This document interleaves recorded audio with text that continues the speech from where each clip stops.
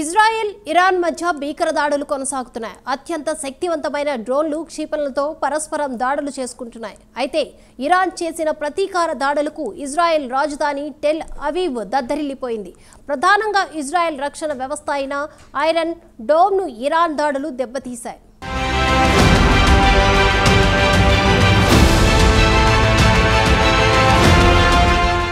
Israel iron dome ఇదొక అధునాతన రక్షణ వ్యవస్థ. ఐరన్ డోమ్ గురించి ఇజ్రాయెల్ గొప్పగా చెప్పుకుంటూ ఉంటుంది. వాస్తవానికి ఇజ్రాయెల్ సైన్యానికి ఐరన్ డోమ్ ఒక ప్లస్ పాయింట్ కిందే లెక్క. ప్రత్యర్థి దేశాలు ప్రయోగించే డ్రోన్లు, క్షిపణులు దూరం నుంచే అడ్డుకోగల సామర్థ్యం ఈ ఐరన్ డోమ్కుంటుంది. అయితే ఇంత సామర్థ్యం ఉన్న ఇజ్రాయెల్ ఐరన్ డోమ్ను ఇరాన్ బాలిస్టిక్ క్షిపణులు తుక్కుతుక్కు చేశాయి. ఒక్క మాటలో చెప్పాలంటే ఇరాన్ బాలిస్టిక్ క్షిపణుల దెబ్బ ముందు ఇజ్రాయెల్ ఐరన్ డోమ్ నిలవలేకపోయింది.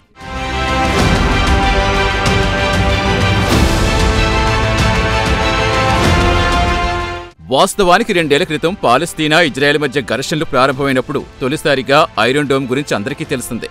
పాలస్తీనా, ఇజ్రాయెల్ మధ్య ఘర్షణలు చివరికి హమాస్, ఇజ్రాయెల్ మధ్య దాడులకు దారితీస్తుంది. వాస్తవానికి పాలస్తీనా అనుకూల మిలిటెంట్ సంస్థే హమాస్. ఇజ్రాయెల్ను దెబ్బతీసేందుకే హమాస్ చేసిన అనేక క్షిపణి దాడులు అడ్డుకుంది ఐరన్ డోమే.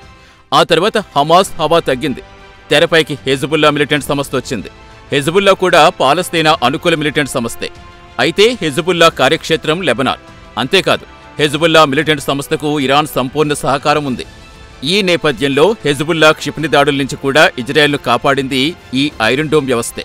కాగా తాజా పరిణామాలతో ఇజ్రాయెల్ రక్షణ వ్యవస్థపై అనేక అనుమానాలు కలుగుతున్నాయి.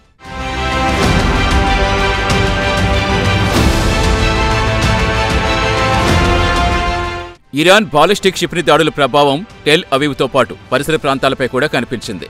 టెల్ అవీవ్ నగరం మధ్యలో ఉన్న ఐడిఎఫ్కు చెందిన వివిధ విభాగాల ప్రధాన కార్యాలయాల ప్రాంగణాల్లో భారీ పేలుళ్లు సంభవించాయి.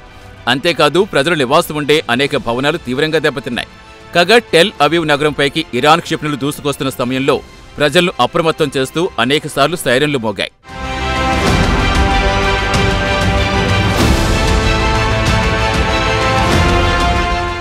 ఇరాన్ కౌంటర్ అటాక్కు ఆ దేశంలో మంచి స్పందనొచ్చింది. టెహ్రాన్లో ప్రజలు రోడ్ల మీదకొచ్చారు. అయతుల్లా ఖమేనీ నాయకత్వంలో ఇరాన్ ప్రభుత్వానికి మద్దతు పలికారు. అలాగే ఇజ్రాయెల్ దాడుల్లో మరణించిన ఇరాన్ సైనికాధికారులకు నివాళులర్పించారు.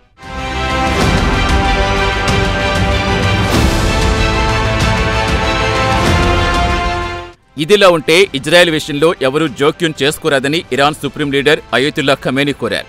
America, United Kingdom, France, Germany దేశాలు ఇజ్రాయెల్ తరపు ఒకరితో పుచ్చుకుని జోక్యం చేసుకోవాలని ప్రయత్నిస్తున్నాయని ఖమేనీ ఆరోపించారు. ఇదే జరిగితే ఆయా దేశాలపై కూడా ఇరాన్ దాడులు చేస్తుందని ఖమేనీ హెచ్చరించారు.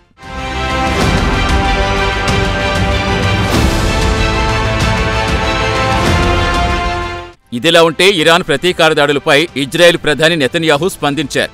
ఇజ్రాయెల్ సైనిక పాఠవం ఇరాన్ సరిగా అంచనా వేయలేకపోతుందని వ్యాఖ్యానించారు. ఇప్పటి వరకు తాము చేసిన దాడులు కేవలం ట్రైలర్ మాత్రమే అన్నారు.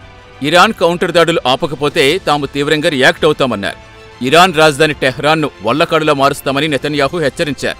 అంతేకాదు, ప్రజలను లక్ష్యంగా చేసుకుని ఇరాన్ దాడులు చేస్తే సహించేది లేదని ఇజ్రాయెల్ ప్రధాని బెంజమిన్ నెతన్యాహు హెచ్చరించారు. తాము కేవలం అణు కేంద్రాలు మాత్రమే టార్గెట్ చేసుకున్నామని నెతన్యాహు వివరణిచ్చారు.